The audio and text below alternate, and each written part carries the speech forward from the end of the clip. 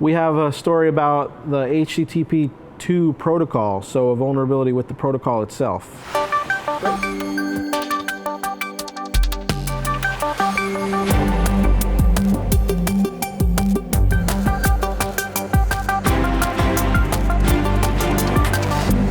So Joe, you have a story about several flaws in implementations of the HTTP 2 protocol?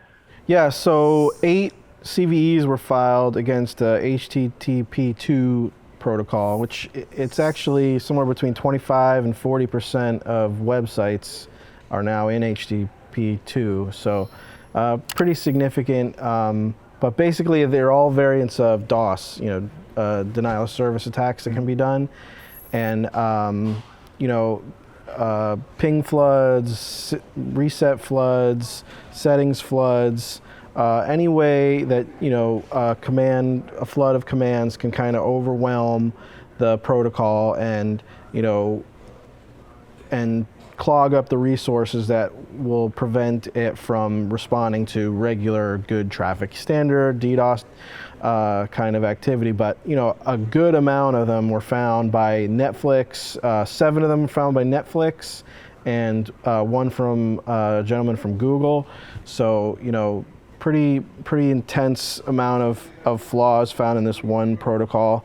CERT put out an announcement kind of detailing each CVE and how it can be done, whether it's a ping flood or,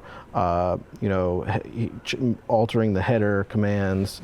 And then also they put out a pretty good matrix of all the different vendors. There's, I think, 200 or more than 200 vendors that are susceptible. Most of them have put out patches, but the CERT did a good job of kind of detailing exactly what vendors are part of this kind of host of vulnerabilities. So,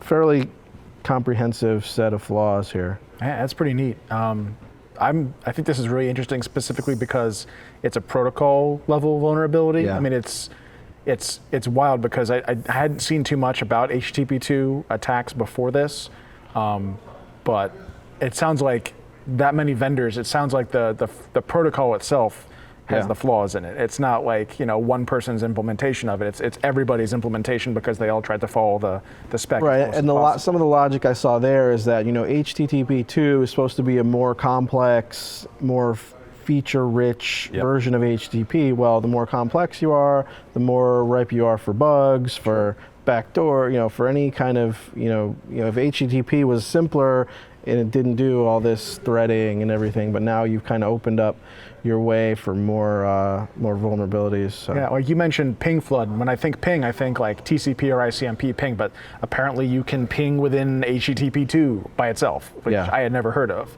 So you're not sure you would need to. I apparently somebody thought it was necessary, or like there's a reset within. There's like I'm reading these CVE descriptions here. Yeah. This is really interesting stuff. But yeah, I mean, to compare it to like a regular ping flood in a regular denial of service, you would just send a whole bunch of actual ping traffic. But here, everything is constrained inside of HTTP2. Yeah, that's wild. Yeah, I mean, I guess the good news here is this isn't a situation where you're getting malware on your website or something's being injected. This is really just, you're overloaded for the time that the flood happens. And once you put in a patch, you can, but you're not going to lose anything.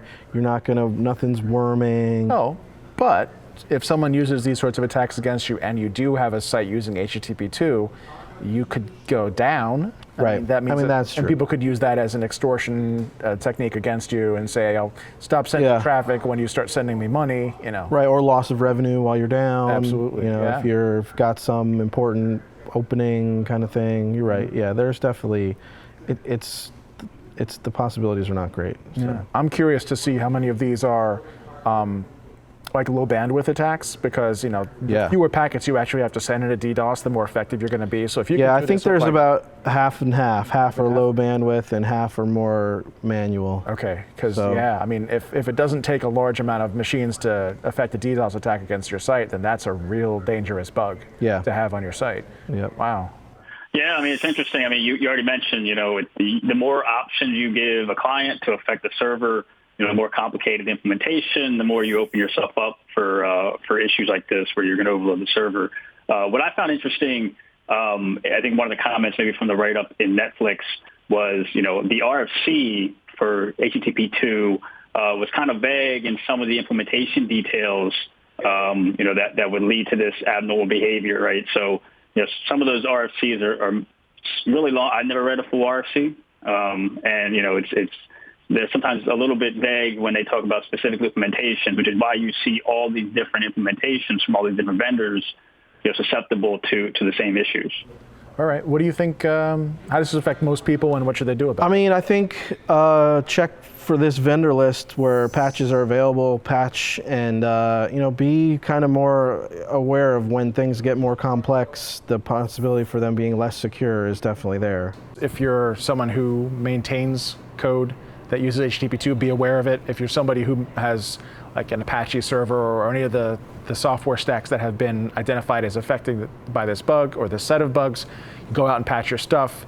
And if you're a developer who happens to work on HTTP2 itself, or someone who works on the standard, then you're probably going to have a pretty busy week, if not month, if not longer, thinking about how to make this protocol a little more resilient to DDoS attacks.